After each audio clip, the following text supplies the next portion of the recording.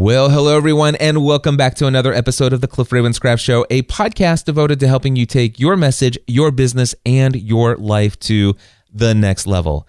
This, my friends, is episode number 468, and I am your host, Cliff Ravenscraft, the podcast answer man. And this week, I want to share with you a little confession. It's something that might shock some of you, but for the first time in over 11 years, I actually went a 3-week period of time recently without listening to a single podcast episode. Now, again, it's crazy for me to even think that is even possible because I have always been in love with consuming audio podcasts, and I still am, by the way. But for a 3-week period of time, it ended a week ago, but for over the course of 3 weeks, I had been completely obsessed with the Harry Potter series. My daughter, who is 11 years old, is obsessed with Harry Potter. Everything she thinks about is either Harry Potter or Hamilton right now. And I wanted to kind of jump into her world and have something that she and I could communicate on a very deep level. My wife went through the entire book series several years ago, so she's been able to enjoy that world with her. And so I've watched the movies before, but to be quite honest with you, even though we've seen most of the movies at the theaters, we've got them on Blu-ray, and I think even before that we had some of them on regular DVD. But we've had Harry Potter marathons. We went to the Wizarding World of Harry Potter in Orlando. I mean, Harry Potter has been a part of our family culture, at least in the movie form, for decades now, it seems like, however long it's been around, and I think it has been maybe 2 decades. These things aren't relatively new. So anyway, the funny thing is no matter how many times I've seen these movies, maybe 4 or 5 times, some of them, the reality is prior to reading these books, I couldn't tell you the difference between a Death Eater and a Deathly Hallow and a Dementor. I couldn't tell you the difference between Hog's Head, Hog's Mead, and the Leaky Cauldron. I wouldn't be able to tell you about any of those things. These were all terms that maybe I would have been able to associate it with Harry Potter, but I couldn't tell you what they all are. Today, however, I know a great deal about Harry Potter, and I became completely and utterly obsessed over a 3-week period of time. In fact, it was the audiobooks that really sucked me in. And if you have not heard of Jim Dale before, as a narrator, he does the unabridged readings of all 7 books of Harry Potter over at audible.com. And he has this incredible ability to give a different voice to every single character in the Harry Potter series. And there are like hundreds of characters, and every one of them have their own voice. In fact, there are many times where the book he's reading the book as it's written, and the book will have words from somebody, and then, J.K. Rowling will introduce who that character is by saying, said so-and-so, or Snape came around the corner. He said, anyway, but I knew who the voice was. I knew who the character was saying it just by hearing the voice, even though I might not have heard that person's voice for several chapters, or maybe it's the first time I'm hearing it in this book anyway, it's just incredible. Jim Dale is amazing, made this story come to life, beautifully written series. But yeah, the interesting thing is that I just all out consumed, blew my mind. I never would have imagined. In fact, here's the deal. How do I get through all 7 books? And these books are not short, by the way. Some of them are. The first couple ones are okay. But the latter books, they're hefty books. I think one of the audiobooks is like 24 hours. Another one is 22 hours. Another one I think is 21 hours. And so but there are 7 of these books, and I consumed all 8 movies. How did I do it? Well, first of all, I want to tell you that typically my morning routine would be as soon as I get out of bed and I'm, going to get dressed, or I'm getting ready, while I'm in the shower, there used to be podcasts being played. While I'm cooking myself breakfast, while I'm sitting down eating my breakfast, I used to be listening to podcasts. And when I go to lunch or drive to lunch or whatever, or while I'm fixing myself lunch, I would be listening to podcasts. Well, all of that time for a 3-week period of time was completely replaced with listening to the audio versions of Harry Potter. And not only that, but I was so obsessed to this, I actually found and created more opportunities for me to listen. So it's crazy. And I don't know how I did this. My wife's like, I just can't see how that's possible. But every now and then I would be down here in my office and I want to refill my water bottle. I have a 48-ounce water bottle that sits on my desk and I drink it all day long and refill it a couple times. Well, if I go upstairs to refill it, even if it's only a 3 to 5 minute break that I take, I will literally take my phone with me and I will fire up and I will listen to 5 minutes of Harry Potter while I refill my water bottle. I won't go into more detail, but there are other places that I would listen to it. And not only that, but I would use the audio or the Audible app. You can set a sleep timer, and I have these wireless earbuds that I usually use while I'm out cycling and stuff like that. But I put my wireless earbuds in, and I'm laying down on my pillow at night, and I would say, hey, I want Jim Dale to read to me for 30 minutes. And what I would do is I'd just lay back and listen to the story for 30 minutes. And if I'm still awake when it stops playing, then I will go in and I'll say, hey, extend the sleep timer for another 30 minutes. If I fall asleep at some point, then what I do is the very next morning when I wake up, I would actually back it up and all the way to the place where I remember, oh yeah, I remember this. And then I would just have him pick up from there. So that's why I set the sleep timer so it doesn't finish all the way to the end of the book. But anyway, here's the deal.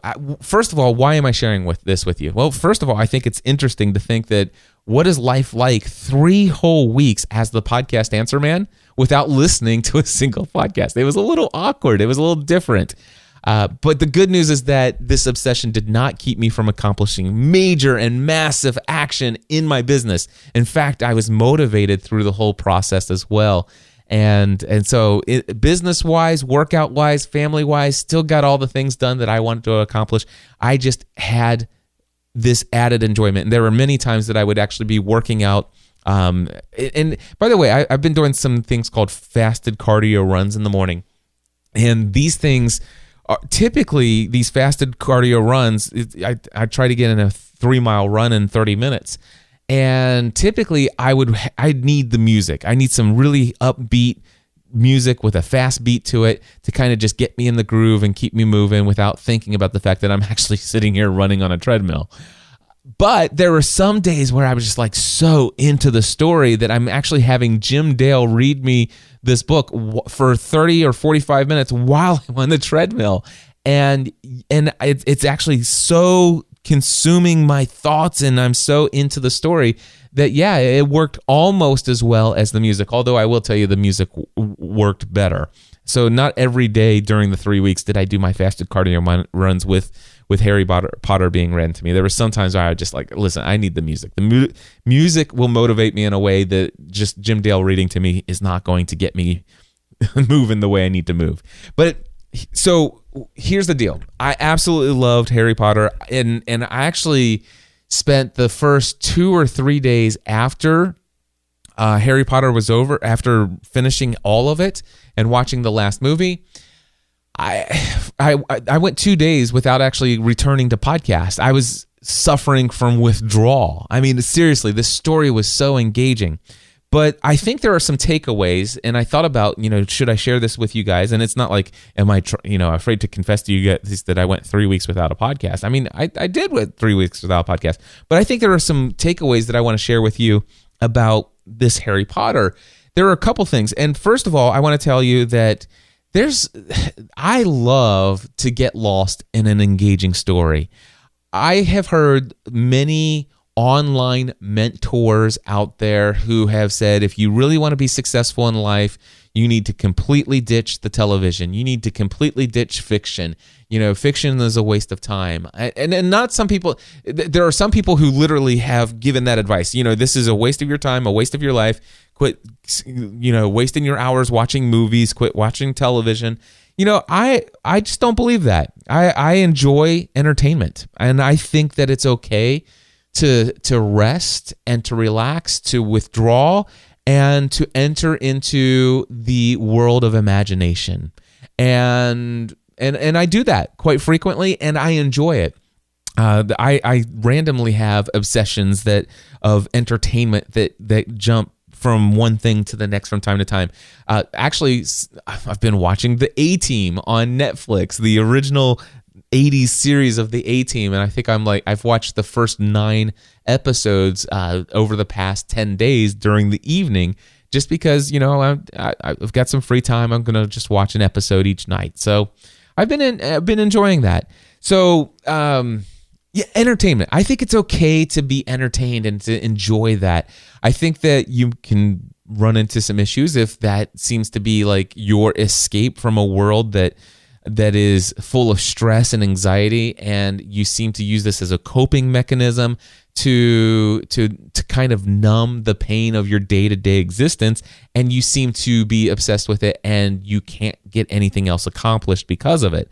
Now, for me, this wasn't a problem. In fact, during the 3 weeks that I consumed every single book and movie in the Harry Potter series, which I have not read Cursed Child yet, although I do plan on reading that next.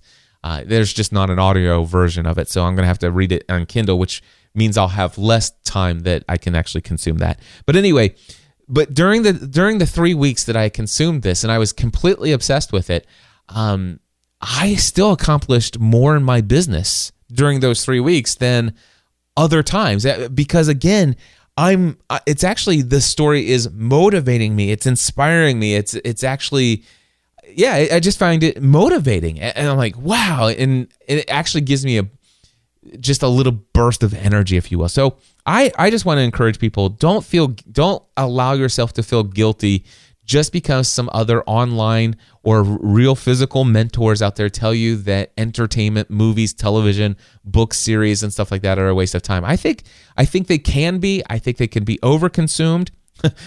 You could argue that I overconsumed, but at the same time, I can tell you right now, my family was not neglected. My work was not neglected. My physical health was not neglected. My friends were not neglected. My responsibility, I did everything I wanted to do, plus I had the most thrilling, exciting adventure of this fantasy world that I absolutely fell in love with and that I will treasure. And now I can go to Quizzard competitions with my 11-year-old daughter, and we can show them our Harry Potter wisdom and knowledge. But there's another takeaway here. Another takeaway from this experience for me is that you make time for the things that are most important to you. So anybody who says, well, I would love to do that, but I don't have time. The reality is we all have the same amount of time. Every single human being whose heart beats every day, we all have 24 hours in a day. You choose how many hours you sleep. You choose how many hours you work. You choose how many hours you spend watching TV. You choose, and yes, it is your choice. I mean, unless you are a slave or there's some kind of weird circumstance where you don't have the freedom to choose. But the reality is we all. I would venture to say everybody listening to my voice right now, you're spending this time listening to me speak to you because you're choosing to do so. You obviously feel that this is important to you. And by the way, that is very honored. I am honored that you feel like this is important to you, that my sharing what's going on in what words I want to share with you, the fact that you find this valuable and that it's important to you, that you're listening, it means a ton to me. And if for those of you who are podcasters, I want you to understand that as well. Make sure you understand that if people are listening to you, it's because they feel that it's important to them. Nobody has to listen to an audio podcast. Nobody has to listen to an episode of your show. Nobody is forced to do so. But the fact that they do so means that you're important to them. The things that you say are important to them, and that's huge. But going back to this other takeaway, though, I can tell you right now, for a 3-week period of time, Harry Potter was a priority. Harry Potter was important to me. The story was important. Getting to know what was going to happen next was important to me. it was to see character development was important to me, to be inspired by some of the ways that these characters thought and the actions they took and all of the other stuff. Just the creativity of J.K. Rowling to come up with this world is just mind-blowing. And so, yeah, it was important to me, and that's how I was able to consume so much of this world in a 3-week period of time. So just imagine, what is it that you feel like, I wish I could do that. I wish I could learn that. I wish I could get better at this skill or this task. Are you willing to devote 3 weeks of every free moment that you have? And also, can you free up moments of things that you're doing, those moments that are devoted to other things? Is this thing more important than those things? Because here's what I can tell you. You're always going to end up doing the things that are most important to you. And so if you say, I would like to do that, but I just don't have time, what you are saying is, I would like to do that, but there are other things that are more important to me. That's all. It's not that you don't have time, because you do have time. What you're saying is, I would love to do that, but other things are more important to me. That is, I don't think you could argue with that. I think if you really are honest with yourself, if you say, I don't have time, what you're saying is, no, I've chosen that other things are more important for me to spend this time on. And that may be the case. And so, and you just live up to that, and that's fine. And again, some people would say, oh my gosh, 3 weeks, Cliff, just think of all the things. No, I gained a ton from this, and I loved it. And I'm back to listening to podcasts. I've been back for a week now. I'm almost caught up with all of my favorite shows. I'm still a couple episodes behind on 2 or 3 podcasts, but I'll get there probably within the next week. So I'll be back to the place where what happened was some people went on vacation that I listened to their podcast, and they pre-recorded a couple things, and I'm like, okay, this is okay. You know what? I'm gonna go and look for some things. And you know what got me into Harry Potter? I started looking. I had somebody reach out to me about an audio drama podcast that they did called Archive 81, and I went and listened to it, and I really got caught up into the story. I thought it was really good, really well produced. I thought the last 2 episodes of the series were a complete letdown, and I hated the end of the story. In fact, I don't even know if I actually listened to all of the final episode of Archive 81. It was perfect until the final 2 episodes of the first season, and then I'm like, yeah, okay, this is weird.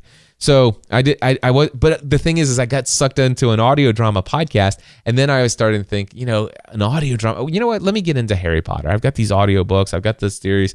Yeah, I'll get into it.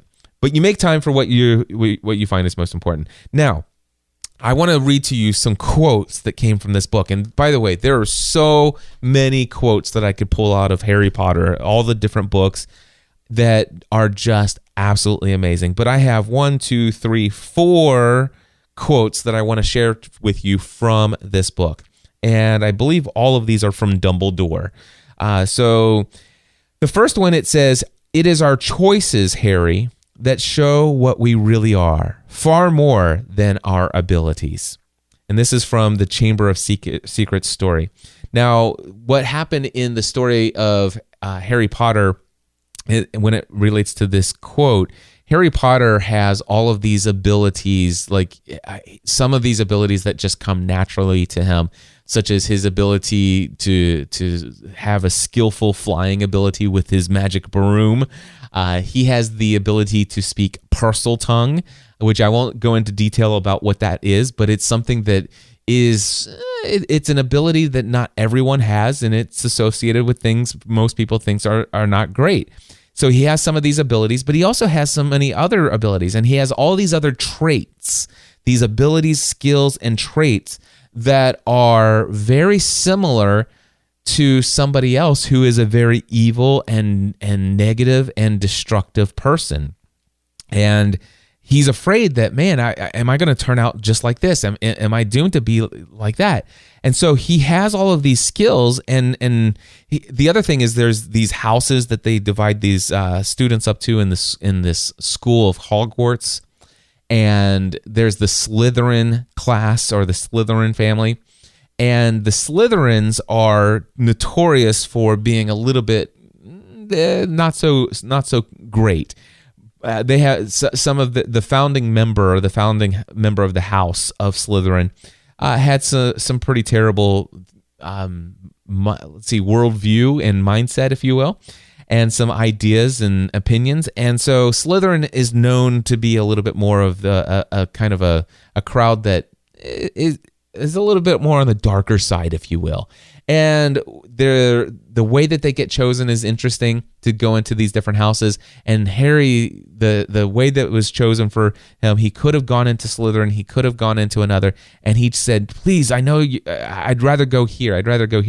So Dumbledore's like, listen, it is our choices, Harry, that show who we really are, or what we really are, far more than our abilities. And so don't worry about the fact that you have so much in common with this bad person, that you have some of these skills that nobody else seems to have except for this bad person. That the fact that you can do these things, the fact that you have these abilities, it's not that, it's what you choose to do with them. It's how, and the fact that Harry went out of his way to choose to free somebody that most people would have never thought to free, somebody that he chose to save, and actually many different times that he actually chose to save.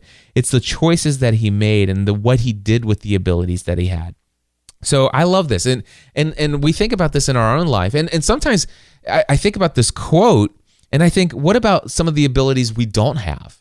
Sometimes what was it? Stephanie was talking about, my wife Stephanie, was telling me about one of her text conversations with a friend of our daughter's.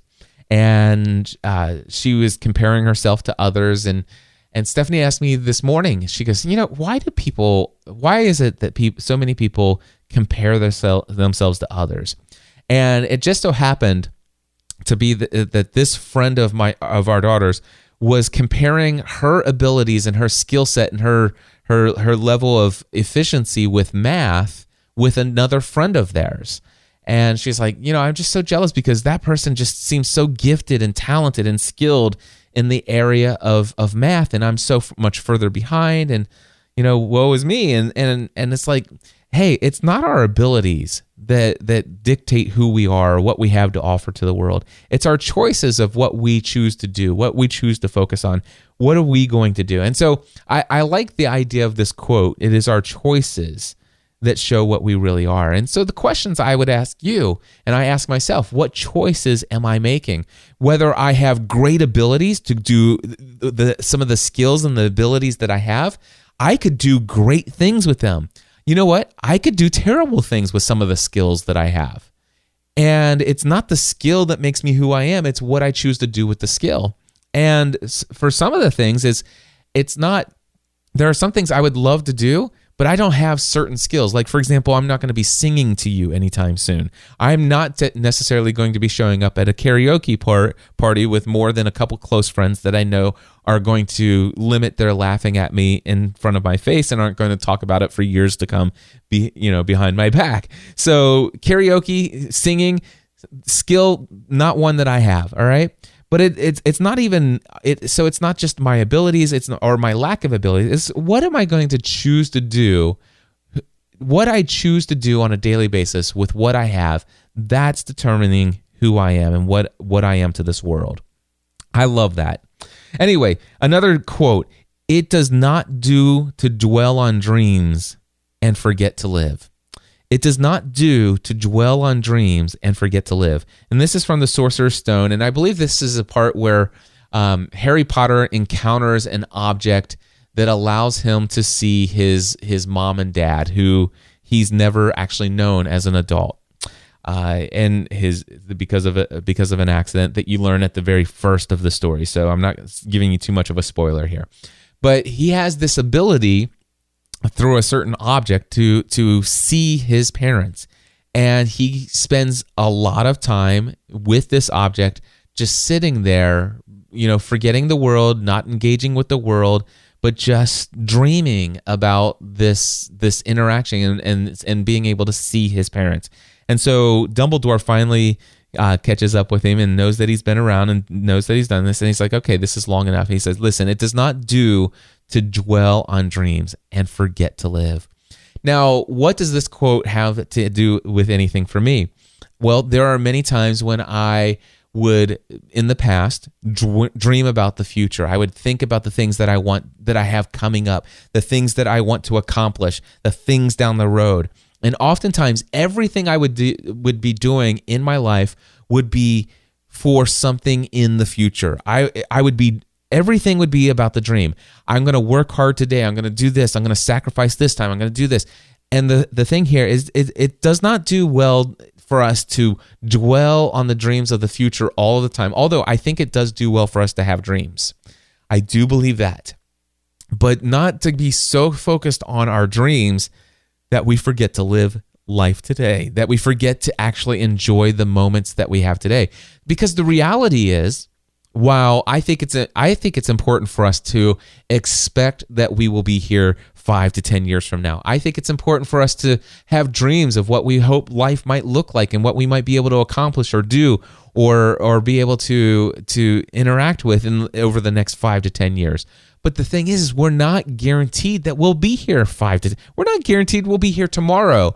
And so the question is, what did I do today that mattered? How did I spend the time that was given me today? And ever since I've come to the realization that, you know what, every single moment that I breathe in air on this earth is a precious gift from God to me. And I need to understand and embrace that I have life to live today. Yes, there are things, goals, and plans and hopes for the future. And trust me, I have some big ones, to say the very least. Ones that even scare me, which is fine. But there are goals and dreams and hopes that I have for this evening. There are hopes and goals that I have for this day, this moment, right here, right now, talking with you. It is my hope and dream to live in this moment and say, you know what? Yeah, I know that by doing this right here, right now, it's keeping me from doing that thing that I could be planning for that thing 5 years down the road. This is the moment right here. Be present, be here now. It does not do well to just only dream and forget to live. So I love that little quote there. Another quote is from Dumbledore, and it's to Harry, and it says, "Numbing the pain for a while will make it worse when you really feel it, or when you finally feel it." So Harry had just had a terrible experience, and one that comes with lots of grief, lots of pain, lots of hurt, and one that if this were a real situation, the witnessing what he had just witnessing and experiencing what he had just, it would throw somebody into shock like you would not believe. And so Dumbledore is like, listen, if I thought it would help, I would put a sleeping charm on you and you would sleep and it would numb the pain for a while, but I know better. And he says, listen, numbing the pain for a while will make it worse when you finally feel it. Delaying this pain, delaying the grief, delaying the grieving process. And so numbing the pain for a while, this makes me think about some of the things I think people, are concerned about, going through and maybe turning to entertainment to quote unquote medicate your pain from the other things that you're putting off. So if you are, for example, becoming obsessed with Harry Potter or a movie series or a TV series or binge watching something, and you're doing that because it numbs the pain of of something else that's going on in your life, then yeah, that I don't think that's a very healthy thing to do at all. And I would agree with those who would encourage you not to use those as medication, if you will, for some of the things of the painful things that we have going on in our lives. Sometimes what we need to do is we need to face the pain. We need to experience the pain, and we need to be able to get and to work through the pain. And if we delay it, it may actually be worse in the end. And so I totally get that. I could go deeper, but I think you could probably pause this podcast and think about where in your own life have you been numbing the pain for quite some time, where ultimately maybe it's time to seek some healing in that area. Maybe it's time to start processing the grief, and maybe it will be a little bit more difficult. It might be even worse. The pain might even be worse because you've put it off. But is it time to finally deal with the pain? And what do you need to do to deal with that pain? What do you need to do to find healing? And maybe it's time to do that. So yeah, a little word of advice there. And then I love this one. This is huge, and it's really what's going to lead me into the overall topic of the main thing I want to share with you today, and about this, what you believe will shape your future. And that is this. This is another Dumbledore quote. He said this in the Deathly Hallows book. He says, "Words are, in my not so humble opinion, our most inexhaustible source of magic, capable of both influencing injury and remedying it." All right, so words are our most inexhaustible source of magic. They're capable, and I would actually say they're actually capable of inflicting injury and healing people from injury. And so this entire series, this book, is all about this magical wizarding world, where there are incantations, and you say these words, and they enact some kind of spell or charm or whatever the case may be. And I love how these charms and stuff, it's really a metaphor for what happens with the words that we throw out. And if you think about words being magical, they really are. Words can bring things into existence. Words can shape things, and words can definitely inflict harm and injury, and words can help heal. And so the words that we choose, the language that we choose, is so important in our daily lives, and the ways that we use words in our business, in our personal life, our fitness and our health, our family. Our language is so vitally important for us to imagine. And so I love the idea of even in the book, there are some of these things that they're the unforgivable curses. So there are these unforgivable incantations, or words that you would say to inflict harm on others. And the same should be true of words. It's like, listen, I refuse to ever allow myself to speak these words to another person, because it's not fair. And of course, we could think of, saying, like, some of the so-and-so, you're such a terrible person. Or you could say some really bad things. It's hard for me because I'm so not that person. I have a hard time saying very negative things. Okay. In the past, I've had some people where in the heat of the moment, I was so angry that yes, I've been quite capable of saying some pretty mean and nasty things to them. But the thing is that it's not just that. Sometimes it's like, well, that person is just so this, and you just, and the reality is, it's like, well, no, what you're doing is you're actually giving that person and saying that person equals that identity. And it's like, no, I would not use those words. Those words are very powerful. And when you say so and so is, and then you insert blank here, and the blank is a negative thing, what you're doing is you're saying that person is something, they're defined by that characteristic. And the reality is maybe they've had a history of struggling with it, but to say they are that's their identity, those kind of things. Words are powerful. They're the most inexhaustible source of magic that we have. And we can inflict great injury, even the slightest variation of a word and a phrase and how we assign them to people and their identity. Language has become so important, and language, the words that we speak can influence what people believe. So if all of a sudden, if you say, I'm trying to give an example here. Let's just say Joe. There's this guy named Joe, and he's always late. Right?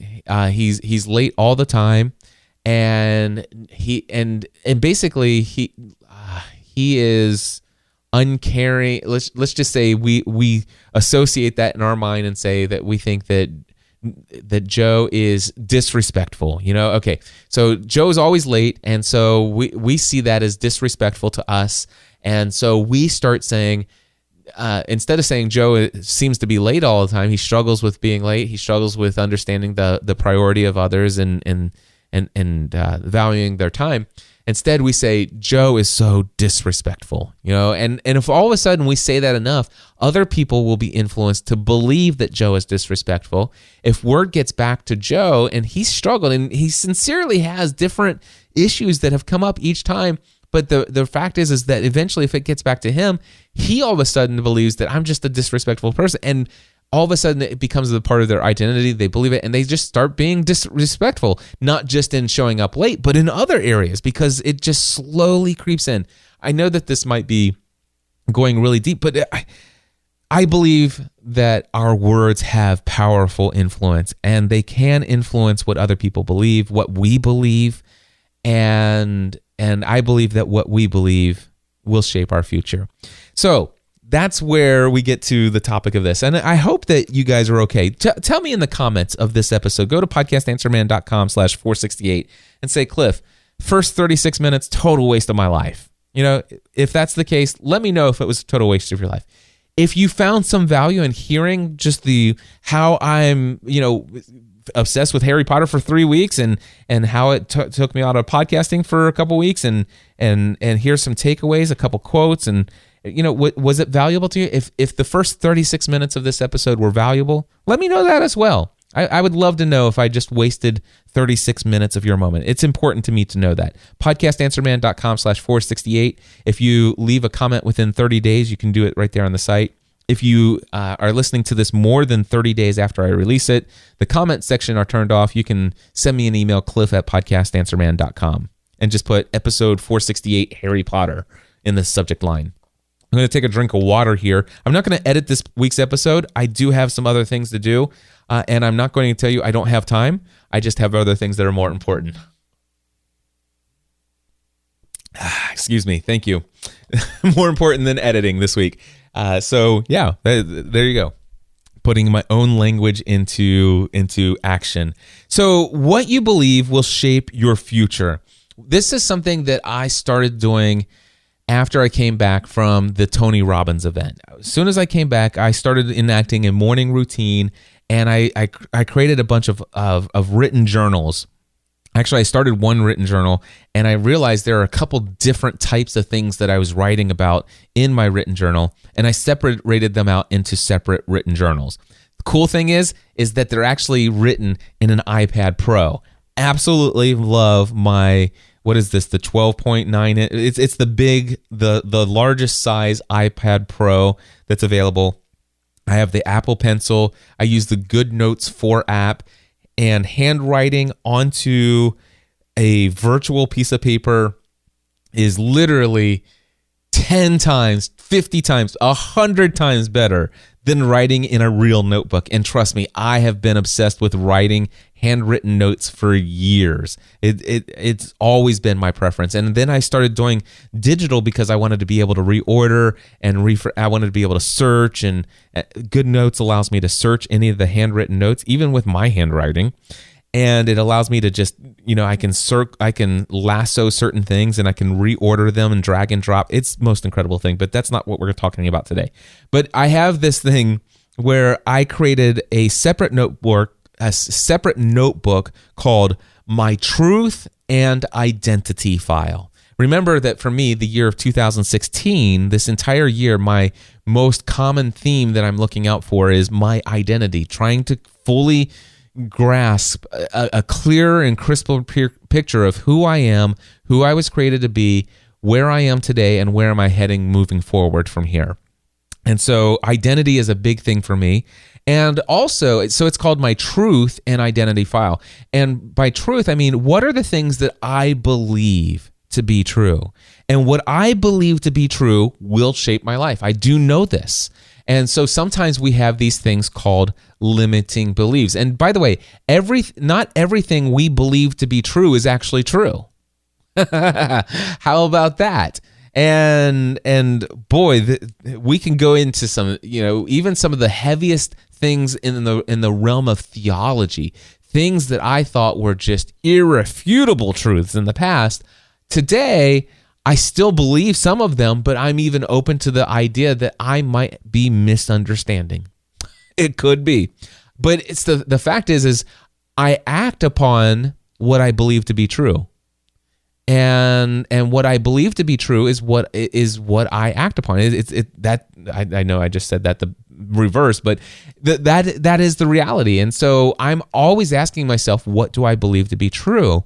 And then I try to test that by experience in my own life. I test it by the experience of others, by reading from their materials or being inspired by the things they're sharing. And if they share something that butts up against something I believe to be true, then I evaluate, is this true for me? Is this a universal truth? Is this something that is, is this something that is... what do you call that? Is it something that depends on who you are, and what's true for you might not be true for me?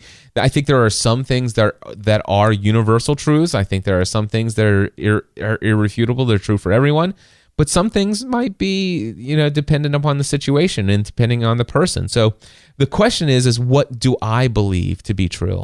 And some of these things are things that are going to shape the decisions that I make, the way that I spend my time, the way that I prioritize, the way that I process circumstances and situations and obstacles. It'll help determine whether or not I immediately turn to fear and anger and anxiety and worry and doubt, or if I turn to hope and faith and confidence that things are going to work out. What I believe is going to shape all of that for me. So what I did is I decided, I've always been a huge fan of quotes, which is why I started out sharing with you some of my quotes that I picked up from Dumbledore out of the Harry Potter series, right? But so I've always loved quotes, and I've always loved, collecting quotes from certain people. And some quotes I think contradict each other, but the ones that I love are the ones where I can say, you know what, this is something that I know to be true, and I want it to be an influence in my daily life. And so the idea of my truth and identity file, or my truth and identity notebook, is that these are things that I want. These are quotes or things that I believe to be true. They're not all quotes, but these are things that I believe to be true, that as long as I believe them to be true, I want to be consistently and constantly reminded of them. And so while my goal, my dream would be that I would actually read every single one of these every single morning, that I would start my day influencing my mindset by the things that I believe to be true. And right now I have 8 pages of handwritten notes. And now it's not going to take me a ton of time to read them all to you, but I do want to read to you some of the things that I believe to be true. All right. And I'm not going to explain all of them, but I'm going to read to you, and you can go through yourself and see if some of these resonate with you. Some of them probably won't, especially if you're not a Christian or a believer. Like for the very first one here. Number 1, I believe that I am deeply loved by God. Matter of fact, I'm not going to say I believe. I'm actually going to read to you exactly how they're written here. So here's it. They're actually written like this. The first one is, I am deeply loved by God. I am deeply loved by God. I believe that God is the creator, that he created me, and that I am deeply loved by him, and it has absolutely nothing to do with my my moral code of conduct. What I do or don't do does not change or reflect God's deep love for me. I am absolutely convinced that I am deeply loved by God. That's the very first thing on my list, and actually deeply loved is in all caps. All right, my next one is, my every need has been and will continue to be provided by God. I do believe, first of all, I can point out several areas in my past where my every need up to this point has been provided for. And I believe that it has been provided for by God.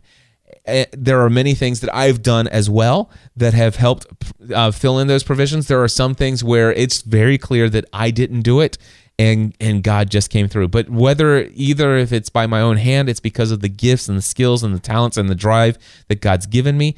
I believe that first and foremost, my every need up to this point has been provided for by God.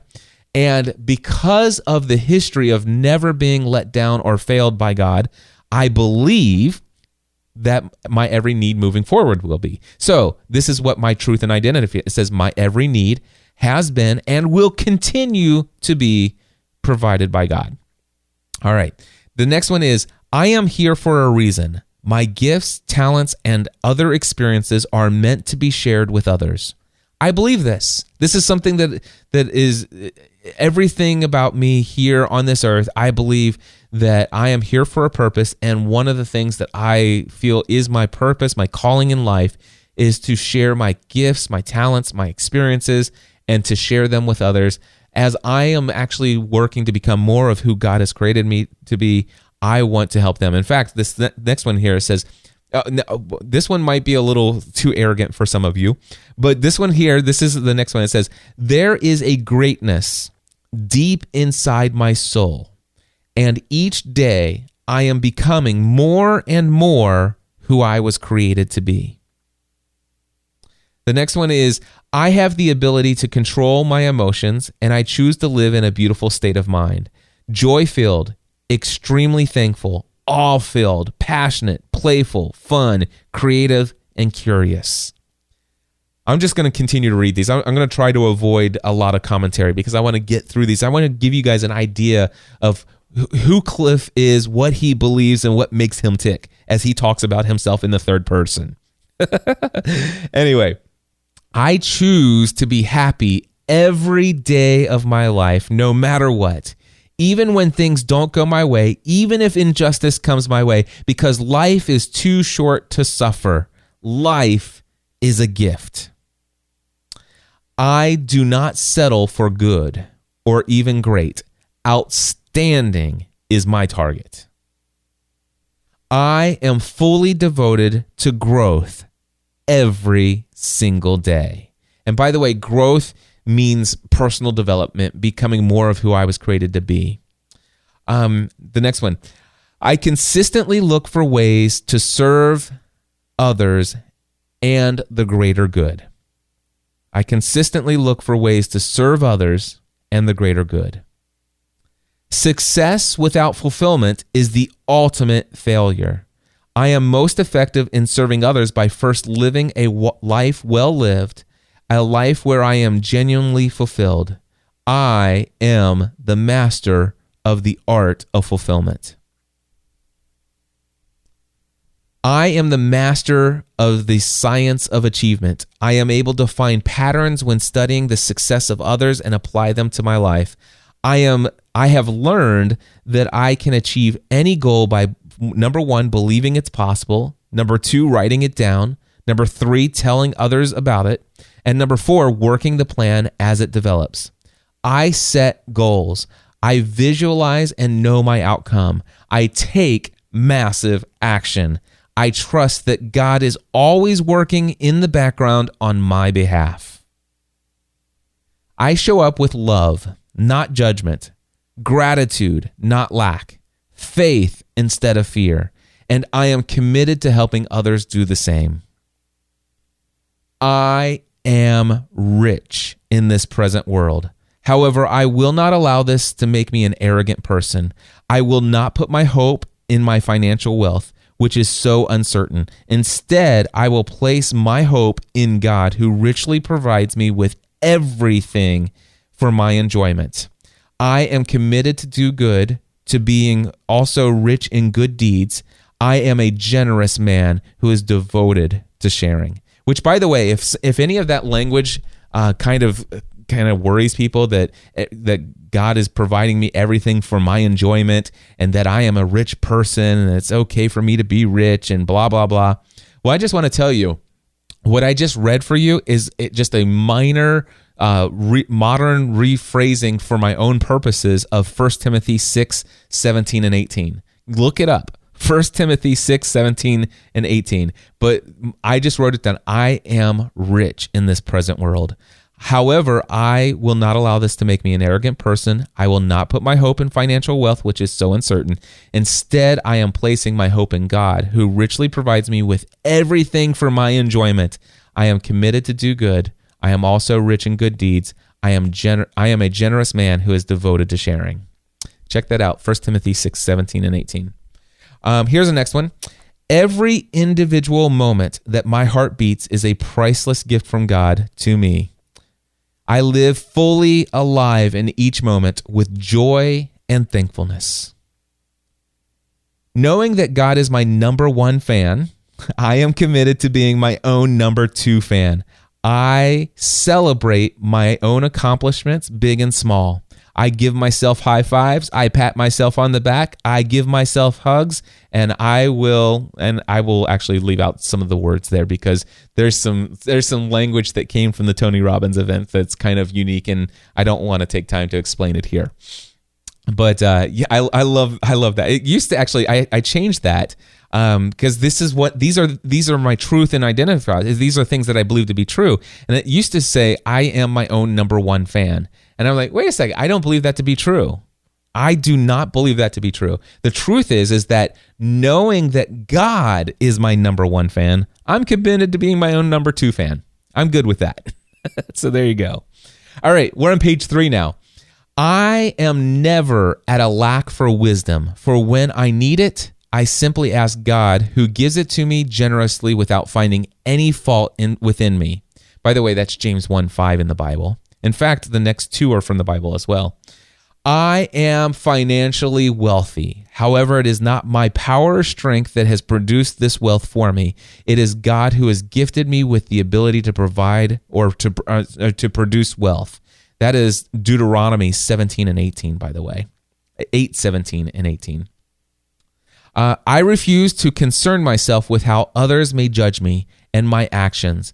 I have been given divine access to the mind of Christ, and Jesus has given me his Holy Spirit to evaluate my own life and actions. That is 1 Corinthians 2:15 and 16. I want to, and by the way, for those, and trust me, I used to be a people pleaser like nothing else.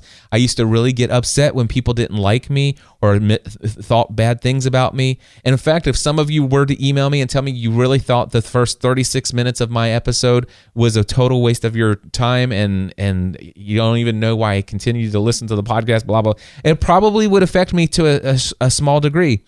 But here's the thing: if it comes as a judgment and it's critical and nasty and stuff like that, you know what?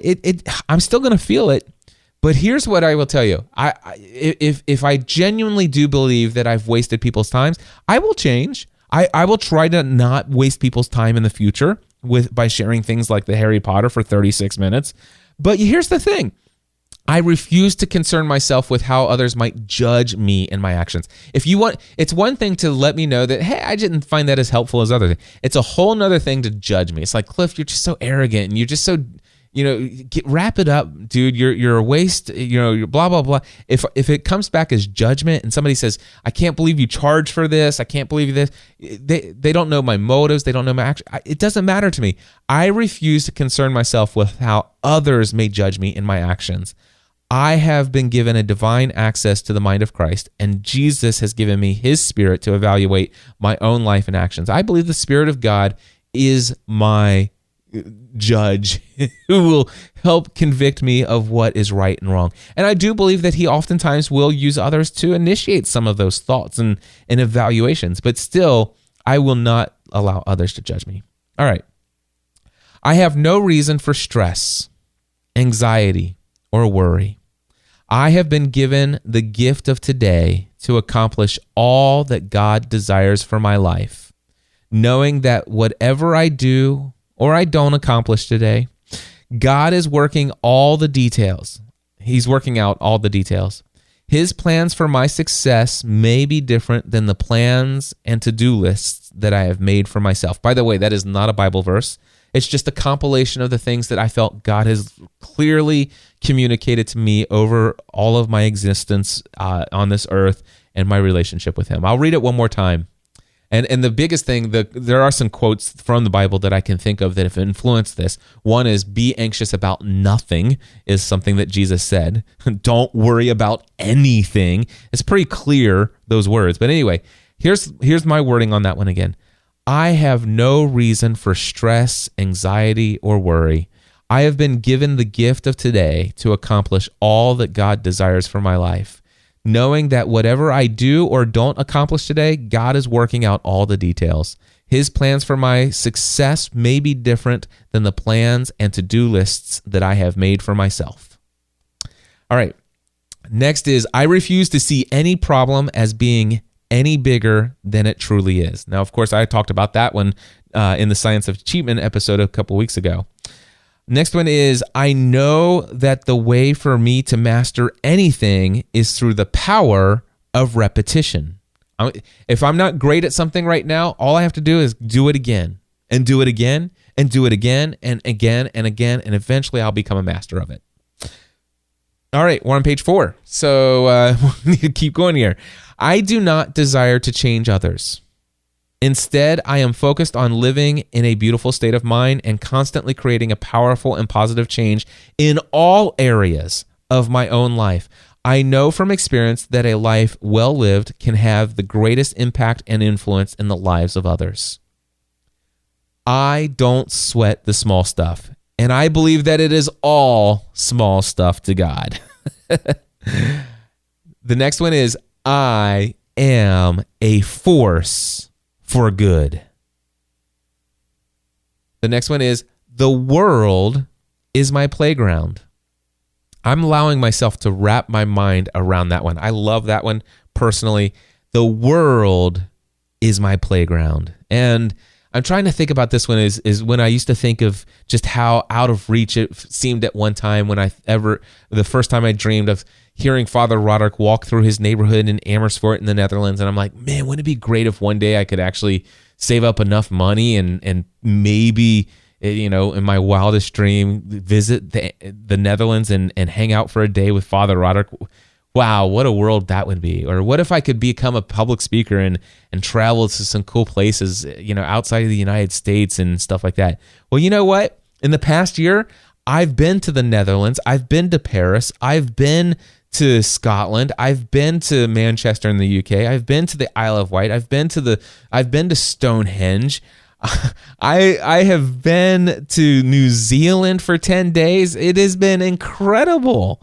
And you know what? The world is my playground. God created this place, and I believe the world is I believe it. And because I believe the world is my playground, I'm telling you right now, that belief will shape my future and how much of this world I get to enjoy. I believe that. All right? Moving forward, when communicating with others, I am committed to curiosity. I avoid the overuse of advice giving. Instead, I ask questions that lead others to find the answers that they are looking for within themselves. When I do this, they discover how powerful they really are, and I often learn from the answer that they come up with.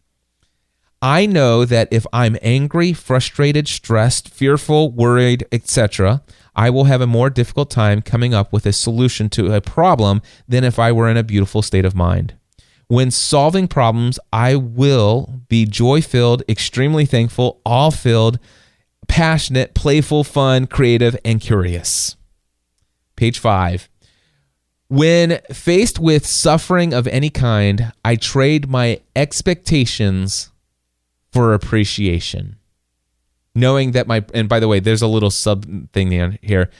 My expectations are just preferences. All right, moving on. My brain cannot tell the difference between what is real or not real when I imagine it. I will therefore be ever mindful of the things that I focus on and allow myself to imagine. Think about that one, guys. My brain cannot tell the difference between what is real or not real when I imagine it. I will therefore be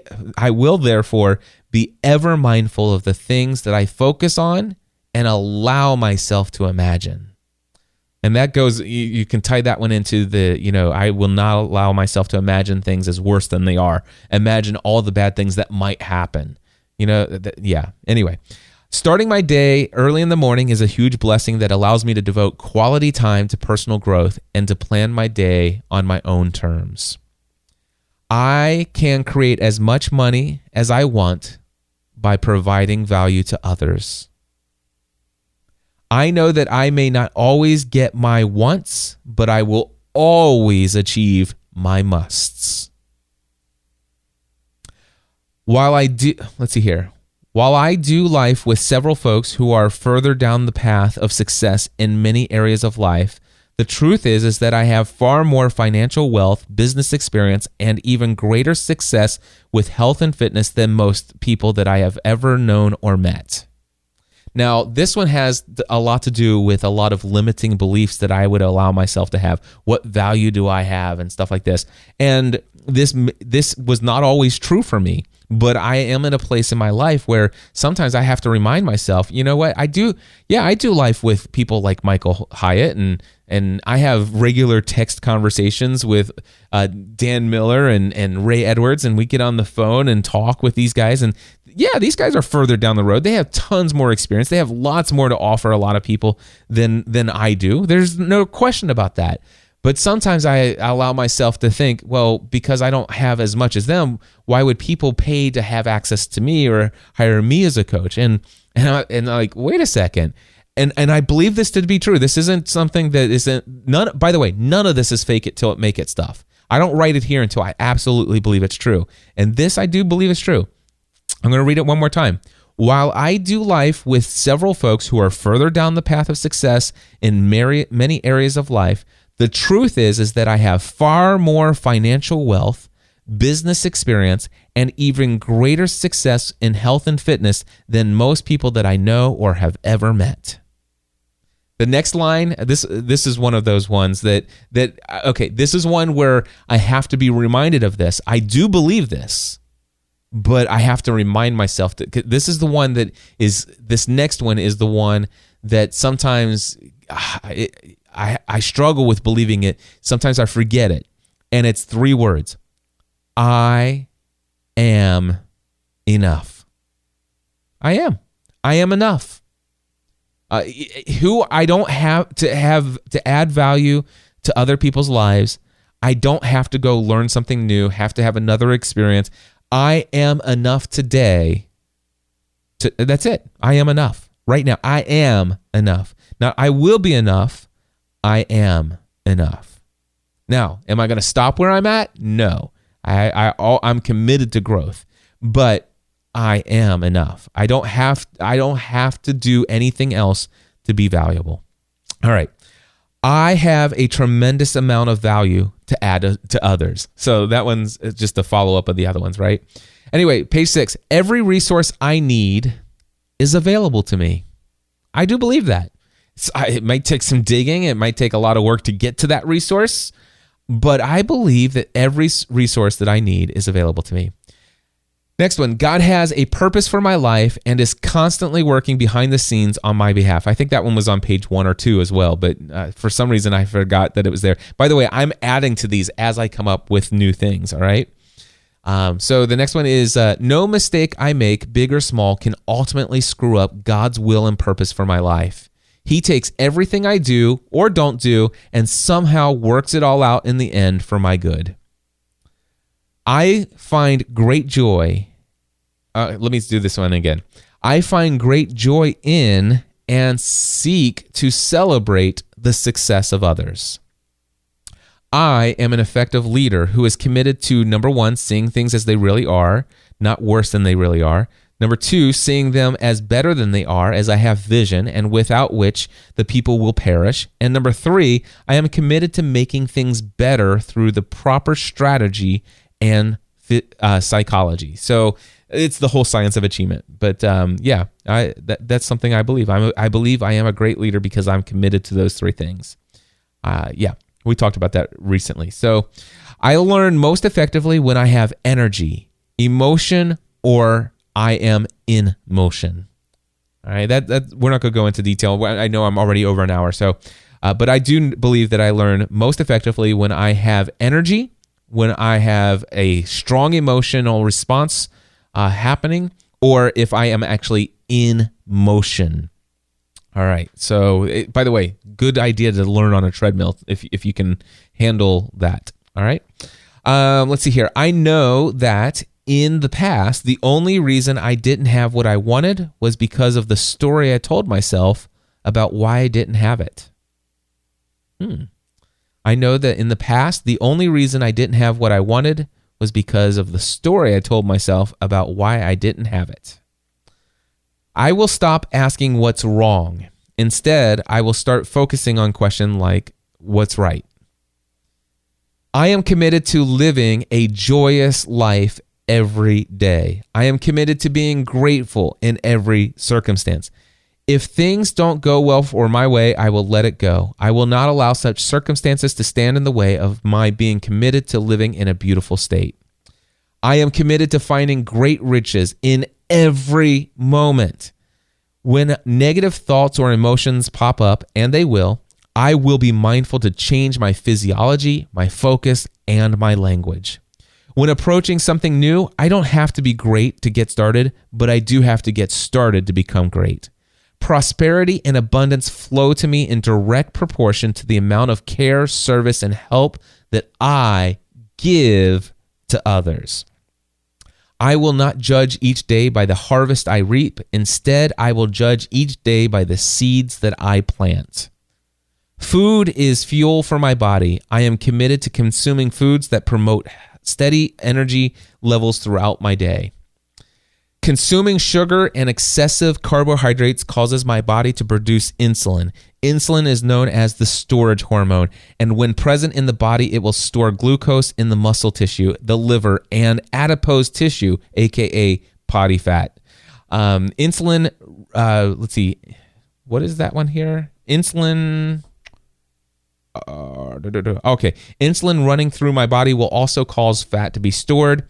I am healthier and less likely to less likely to gain weight. These are the newest ones. I'm on page 8, so these are the newest ones here. I haven't said these to myself over and over again as much as the other ones.